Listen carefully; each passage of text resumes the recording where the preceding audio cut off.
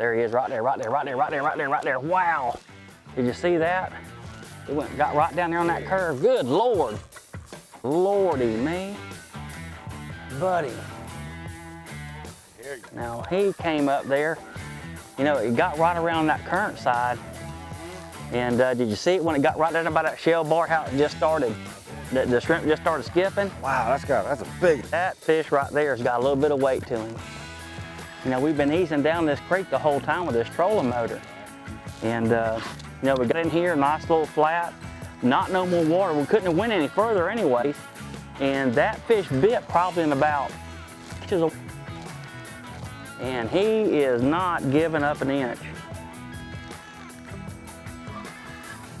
Not a meaty fish right there. But now up here in this real shallow water, you know, many times these big old redfish, you know, I was telling you earlier that this was kind of like a transitional time. And these redfish are just now starting to cut back up here in these creeks. And what will surprise you is the size of them. You know, it's very easy to come in here and fish on these fish and go right past them. If you're not presenting your bait right, you're just wasting your time, because you can go right by fish after fish after fish and not get a bite from them. Seems like there's so many different factors that go along with it. But I can promise you, the way we're fishing in here right now is the proper way to do it. Not almost, not nearly the way to do it. Oh, big old redfish, you. That is what you can say is a nice red drum in shallow water. And that's what we came for. That's what we came for right there. Hang on, let him come all the way to the top of the water for you to try to pick him up, okay? Yeah, he will do a little darting around. Right, there you go, got him right there. All right, right here, just bring me the fish.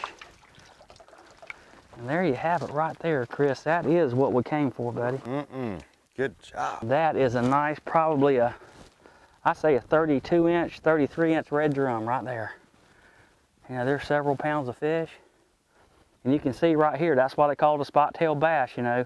There's a spot here, but also look right back here on the tail, there's another spot there. I mean, that's not uncharacteristic by no means whatsoever, but that is a nice redfish. And that water's cold, and he's cold, and I'm cold.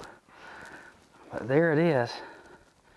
I don't know if I'll be able to get that hook out of him or not. Now, on these red drum, you know, on all the shows that we do, we try to let people know, Chris, that,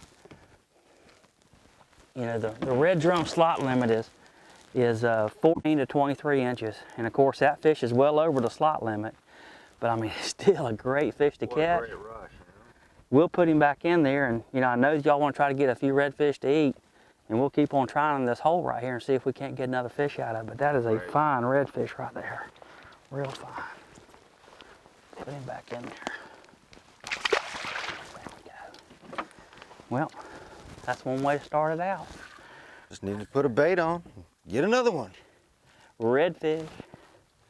We'll try it again. Little bitty narrow creek. I mean, it's not the size of the creek that counts. You know, one thing was coming in the creek is we started seeing a lot of mullet. And I try to tell people at this time of the year, look for the bait fish, and that's one of the things we keyed on. And we've actually probably ran the trolling motor over about 150-yard area, and we got about as far back in this creek as we could go, and we just stopped. And the tide's coming in now, the first incoming tide. The water temperature, well, it's pretty cold. I'd say it's going to be in the high 50s. Well, I don't know. It'd probably be around, you know, maybe 58 degrees or so. But the fish are in here. The bait's going to tell me that it's in here. And like I was telling you before, the key is when you get into these small areas to fish, make sure you're fishing proper, because if you're not fishing proper, you can fish past a lot of fish. And this technique that we're using today will definitely get the job done. When the fishing gets tough, go to this method right here. And really, if you fish with this method all the time, you're always going to do well. Get another bait and go back out there. But another thing I want to, before I go, that redfish has got this line all chafed up. I'm going to put me a brand new leader on here before I cast back out, in case I get another large red drum, just like the one I had on. I won't break him off, perhaps. Now, on these, you know, when it comes to bait size, you know, on these, the baits we're using today, I mean, these shrimp are probably about 4 inches long. And a red drum will eat a real big shrimp when it's cold, but a trout won't most of the time. So, you know, big fish, big bait doesn't necessarily work to your advantage. Matter of fact, when the water gets cold, a bigger bait works to your disadvantage because you get a lot fewer bites. Right, you eliminate the different types of fish that would even bite it. Consider it. You know, when the water starts to cool down, the rule of thumb is start fishing smaller bait. And the smaller bait you fish, the more fish you'll catch.